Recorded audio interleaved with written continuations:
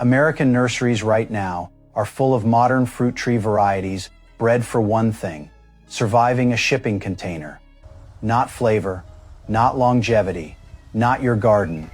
Millions of Americans in their 50s and 60s have spent good money on trees that underperform, struggle, and disappear within a decade. What nobody at the nursery ever mentioned is that certain ancient fruit trees, some of them still growing and producing today after 400 and 500 years, were quietly pushed aside, not because they failed, but because they were too good to ship commercially.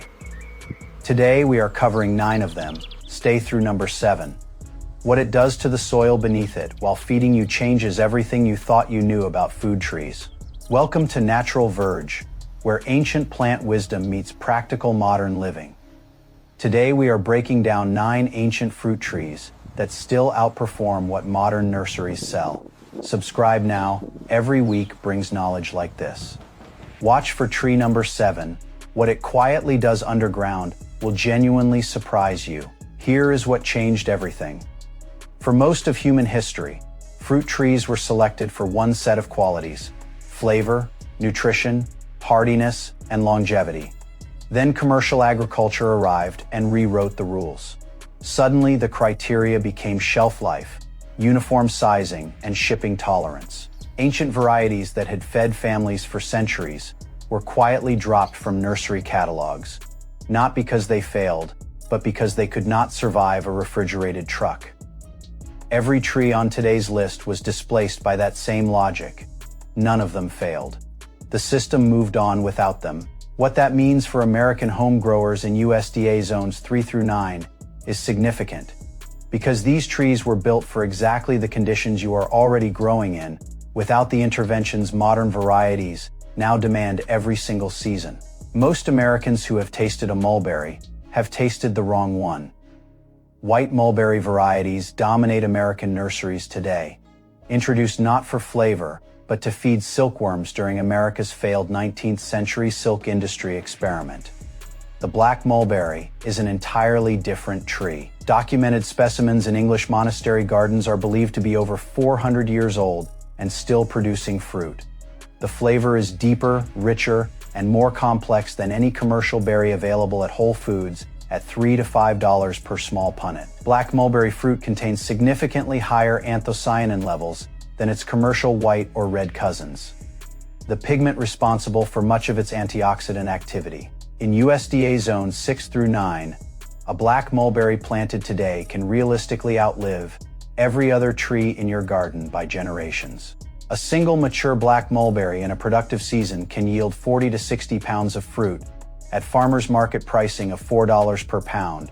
That represents $160 to $240 in fruit value annually, from one tree that asks almost nothing of you after establishment. For American growers in zones 6 through 9, the variety Chelsea is the most reliable producer.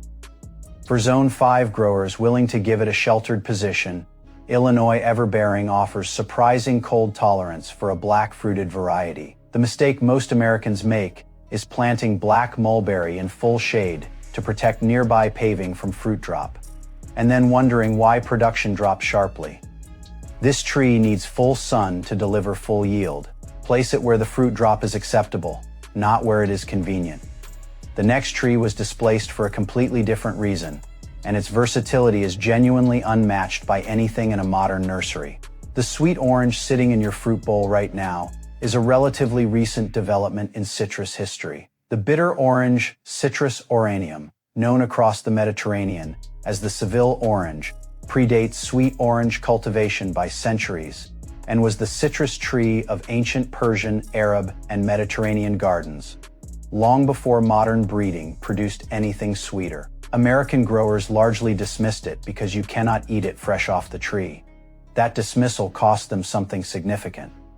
Bitter orange is used to produce Cointreau, Grand Marnier, and some of the world's most valued liqueurs. Its peel is a cornerstone of traditional marmalade. Its flowers produce neroli oil, one of the most prized ingredients in fine fragrance. And its peel compounds, including synephrine and hesperidin, have been used in traditional Chinese and Ayurvedic medicine for centuries. One tree, multiple streams of genuine value, no sweet orange variety comes close. Bitter orange is meaningfully more cold-hardy than most sweet citrus varieties, surviving in USDA zones 8 through 11 in ground plantings and performing well in containers moved indoors for winter across zones 6 and 7. Specialty Seville orange peel sells at Whole Foods and gourmet markets for $8 to $12 per pound when it appears at all, which is rarely. A single productive bitter orange tree can yield 60 to 80 pounds of fruit annually, with peel, juice, and flowers, each carrying separate market or home value. The variety Flying Dragon is a cold, hardy dwarf option, well suited to American patio containers for in-ground southern growers in zones 9 and 10. Standard Seville is the most productive choice. The mistake most American growers make is treating bitter orange as purely ornamental once they discover the fruit is not sweet. Every part of this tree earns its place. The next tree on this list has outlasted empires, and it does it without a single spray. Modern dessert plums were bred for one quality above all others: sweetness that reads well in a single fresh bite at a grocery store tasting station. Damson plum was bred for something the ancient world valued far more: survival, productivity, and culinary transformation. This tree has been cultivated across Western Asia and Europe for over 2,000 years. It is smaller than a commercial plum, dark blue-purple in color, and intensely sharp when eaten raw, sharp enough that most Americans who try one without context assume it is unripe. It is not unripe. It is performing exactly as designed. When cooked, preserved, or turned into Damson gin, a tradition stretching back centuries across England and Ireland, that sharpness transforms into one of the most complex fruit flavors available from any home garden tree. Modern dessert plums cannot do this. They're bred for fresh eating. Sweetness collapses completely under heat. Damson does not collapse, it concentrates. Damson is self-fertile, meaning one tree produces a full crop without a pollination partner. For American home growers with limited space, that changes the calculation entirely. Artisan Damson preserves sell at American farmers markets and specialty grocers for $9 to $14 per jar. A productive Damson tree yields 30 to 50 pounds of fruit annually, representing $250 to $450 in artisan preserve value from a single planting. In USDA zones 4 through 8, Damson is one of the most reliable stone fruit trees available. Merriweather is the best variety for American growers seeking larger fruit and easier fresh use. Shropshire prune is the traditional choice for preserving and gin production. The mistake most American growers make is dismissing the tree after one raw tasting. Raw Damson is not the product. Cooked, preserved, or infused Damson is the product. Growers who understand that consistently outperform those chasing modern sweetness every season. We are now at the halfway point, and the trees ahead only get more remarkable. You are halfway through 9 trees that commercial horticulture quietly removed from American gardens. Not because they failed, but because the industry moved on without them. The trees in the second half of this list include the one I mentioned at the opening. Tree number 7, and what it does to the soil around it while simultaneously feeding you is genuinely unlike anything else on this list. Right now, before we continue, drop your state in the comments. Your USDA zone completely changes which of these ancient trees performs best for where you are planting, and I will be calling out specific zones through every remaining tree. If you are in your 50s or 60s and you have spent too many seasons replacing trees that were never designed for your garden in the first place, the second half of this list was built for exactly where you are right now. Stay with it. Most Americans standing in a nursery right now have never heard the word Azarole. That gap in knowledge represents one of the most significant missed opportunities in American home food growing. Crataegus azarolis, the Mediterranean hawthorn, is a small fruiting tree that has fed and supported human health across Mediterranean, North African, and Middle Eastern cultures for over 3,000 years. It is related to the common hawthorn found along American roadsides, but it produces something entirely different: clusters of small apple-like fruit in yellow, orange, or red. with a flavor somewhere between apple and quince, eaten fresh, cooked into preserves, or used medicinally for cardiovascular support across traditional European and Arabic herbal practice. Modern ornamental hawthorn varieties, planted across American suburbs, every spring deliver nothing edible. Azarole delivers food, documented medicinal use, extraordinary wildlife habitat, and ornamental beauty from the same space. No modern alternative combines all four in a single small tree. Azarole performs reliably in USDA zones 6 through 9 and tolerates drought conditions that would stress most commercial fruit trees significantly. For Mid-Atlantic, Gulf Coast, and Pacific Northwest growers, it fits naturally into existing garden borders without demanding the intervention schedules modern fruit trees require. Specialty Azarole fruit, when it appears at all in American markets, commands $8 to $15 per pound due to its extreme rarity in commercial production. A productive mature tree yields 20 to 40 pounds annually, representing genuine specialty market value most American growers have never considered. There is no widely standardized named variety system for Azarole in American nurseries yet. Sourced from reputable Mediterranean herb nurseries or specialty fruit tree suppliers. The mistake most Americans make when they do encounter Azarole is dismissing it as purely ornamental because of its hawthorn lineage. The thorns are real. So is the fruit. The next tree is one the whole of North America has been walking past for generations without realizing what it was offering. There is a tree growing in parks, along streets, and in suburban yards across the entire American Midwest, South, and Northeast that millions of Americans walk past every autumn without a second thought.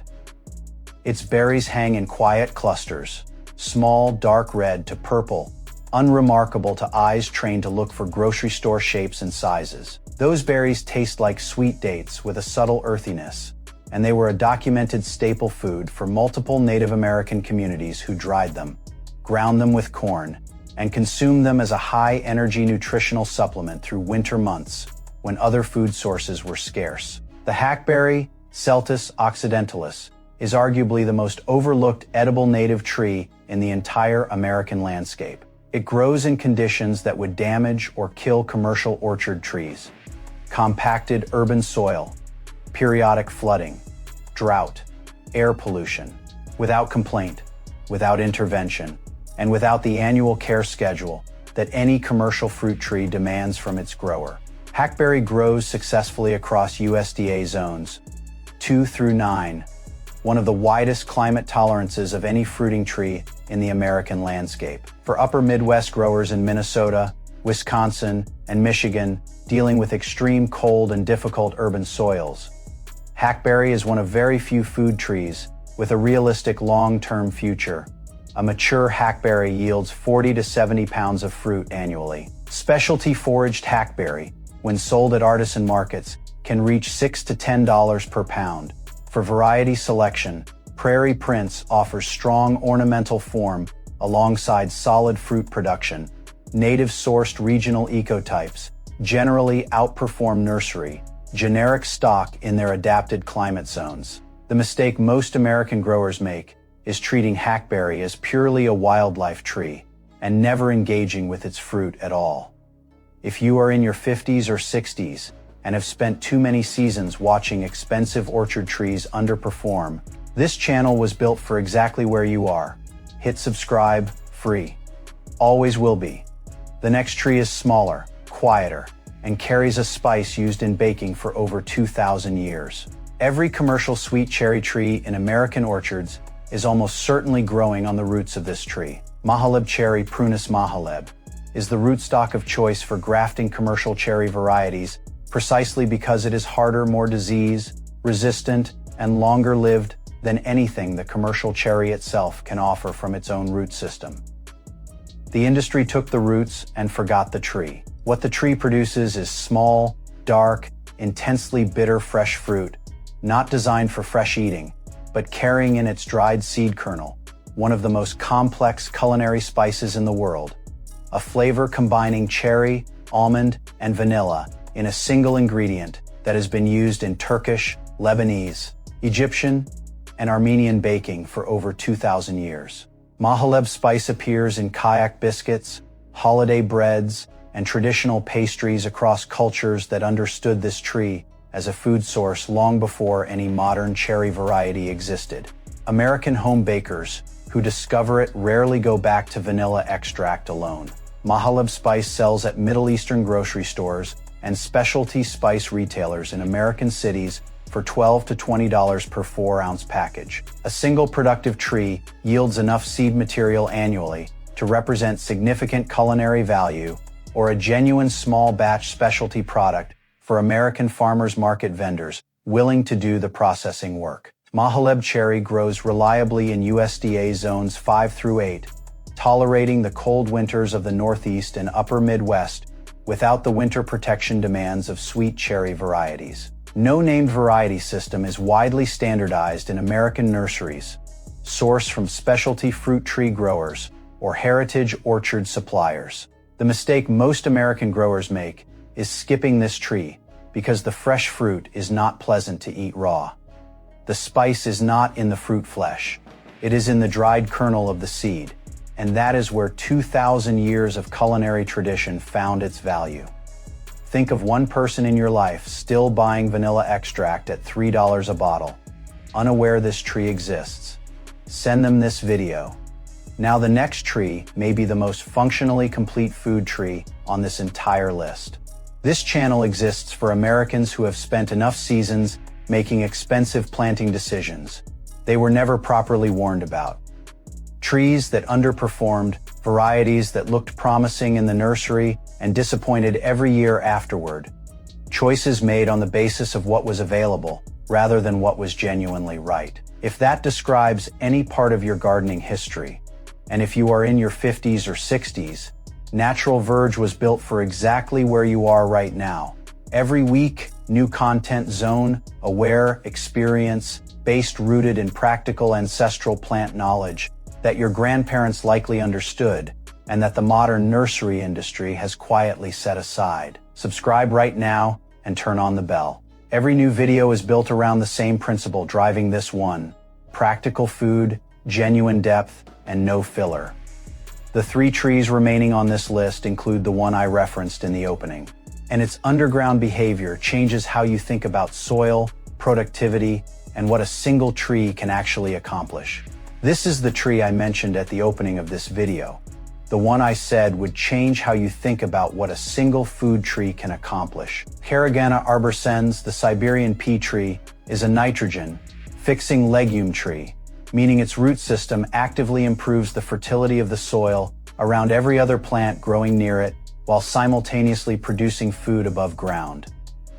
No other tree on this list does both simultaneously. The edible seed pods contain up to 36% protein by dry weight, a nutritional density that made this tree a documented famine food and regular food source across Siberia and Central Asia for centuries. It tolerates temperatures down to -40 degrees Celsius, a cold tolerance that places it within reach of virtually every USDA growing zone in North America, including zones 2 and 3, where most fruit trees simply cannot survive.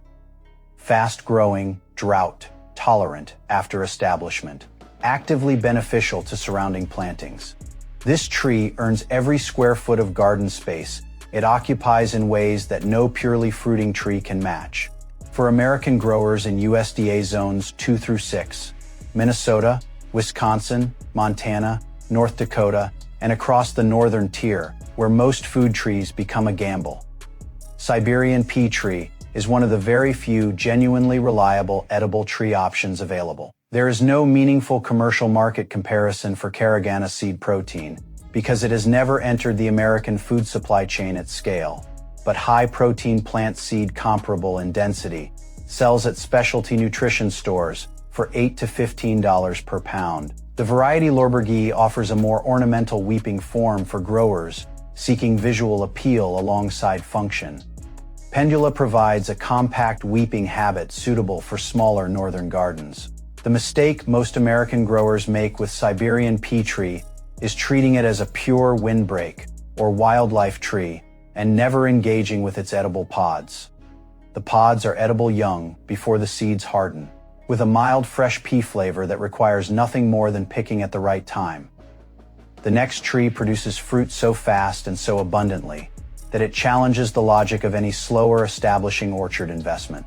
Most Americans who have heard of autumn olive have heard it described as invasive.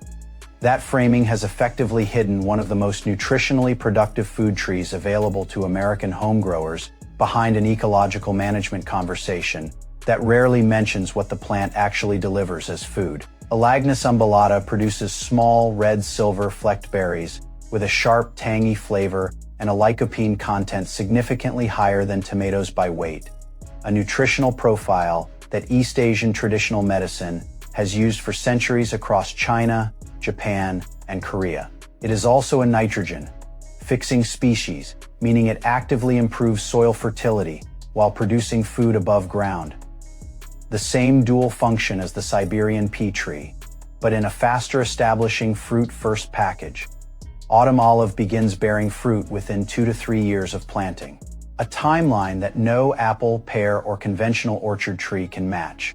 A single mature plant in a productive season can yield 25 to 50 pounds of fruit with almost no intervention required after the first establishment year. Autumn olive performs across USDA zones 3 through 8, covering the Northeast, Midwest, Mid-Atlantic, and parts of the Upper South with equal reliability. Before planting, check your state regulations. Autumn olive is listed as invasive in certain states, including Pennsylvania, New Jersey, and parts of the Mid-Atlantic, where sale and planting may be restricted. In states without restrictions, it is one of the most productive and lowest maintenance food plants available per square foot of garden space. Specialty autumn olive preserves and fruit products sell at artisan markets for $10 to $16 per jar, where they appear. And they appear rarely precisely because so few American growers are harvesting what their plants produce. The mistake most American growers make is either avoiding the plant entirely due to the invasive label or planting it and then ignoring the harvest because the raw berries are sharper than expected. Processing them into jam sauce or dried product removes the sharpness and concentrates the flavor significantly. The final tree on this list produces yields that most American gardeners simply will not believe until they see the numbers. The kiwi fruit most Americans know, that large, fuzzy, brown-skinned fruit sitting in the produce section at $2 to $3 each, is a relatively recent commercial development that requires a warm climate winter protection in most American growing zones and peeling before eating. Actinidia arguta, the hardy kiwi, is the ancient East Asian ancestor of that commercial fruit, and it does none of those things. Hardy kiwi fruit is grape-sized, smooth, skinned, and eaten whole without peeling. It is significantly richer in vitamin C, vitamin K, and antioxidant compounds than its commercial large-fruited cousin. It tolerates temperatures down to -25 degrees Celsius in established plants, making it viable across USDA zones 4 through 9 without winter protection. And it has been used as a food and medicinal fruit across Chinese, Korean, and Japanese traditional culture for centuries before any commercial kiwi breeding program ever began. What it produces in yield terms is where this tree genuinely separates itself from everything else on this list. A single mature hardy kiwi vine in a productive season can yield over 50 kilograms, more than 110 pounds of fruit. At specialty market pricing of $4 to $6 per pound, that represents $440 to $660 in fruit value from a single planting that requires no winter protection in zones 4 through 9. For Northeast and Pacific Northwest growers in zones 6 through 8, Isai is a self-fertile variety, one of the very few hardy kiwi varieties that does not require a separate male pollinator plant. Ken's Red and Ananasnaya are strong, producing female varieties requiring a male companion such as Meter.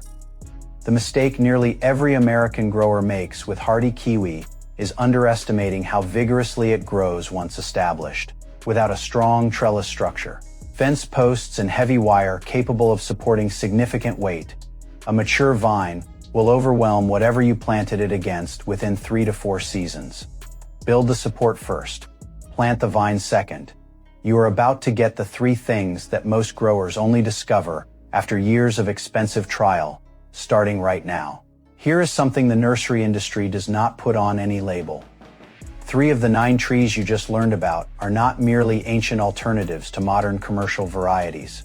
They are actively used right now as the rootstock foundation onto which modern commercial cultivars are grafted, because the industry could not find anything stronger to replace them. Mahaleb cherry is the primary rootstock used for grafting commercial sweet cherry orchards worldwide, chosen for its hardiness, longevity, and disease resistance that the commercial cherry itself cannot provide from its own roots. Bitter orange is widely used as rootstock for grafting commercial sweet citrus varieties across Mediterranean and warm climate American growing regions for the same reason. And common hawthorn relatives of Azarole serve as rootstock for pair grafting in traditional European orcharding. The industry replaced the fruit. It kept the roots. That single fact tells you everything about the real performance hierarchy between ancient and modern varieties. And it is a fact that virtually no American nursery will ever volunteer to a customer standing at their fruit tree display on a Saturday morning.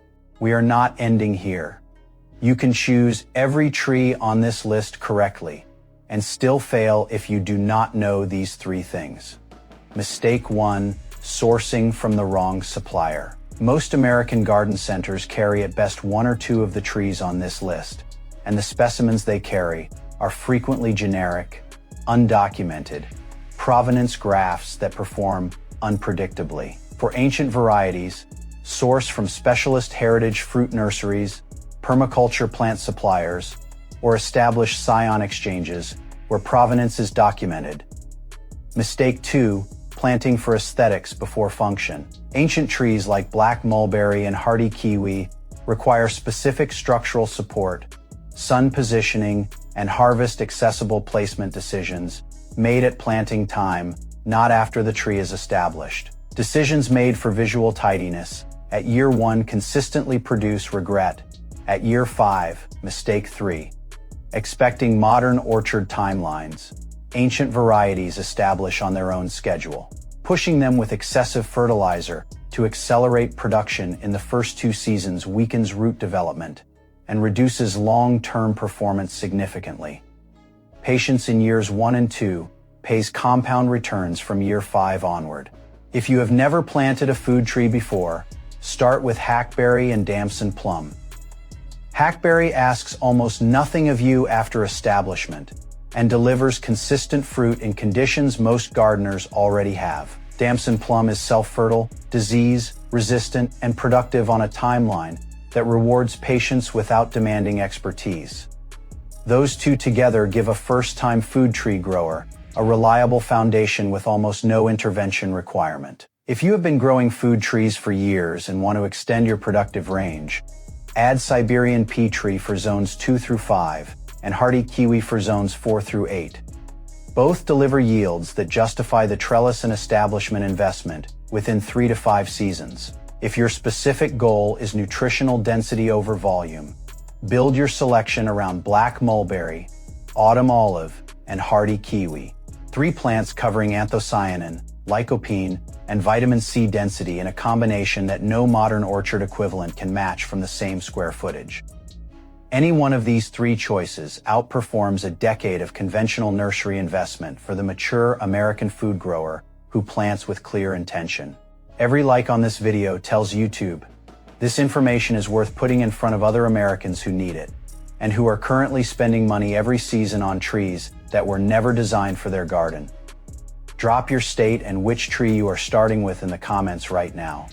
Your zone shapes everything on this list, and your comment helps every other viewer in the same region make a better decision. Think of one person in your life still replacing underperforming nursery trees every few seasons, unaware that what they actually need has been growing in monastery gardens for 4 centuries.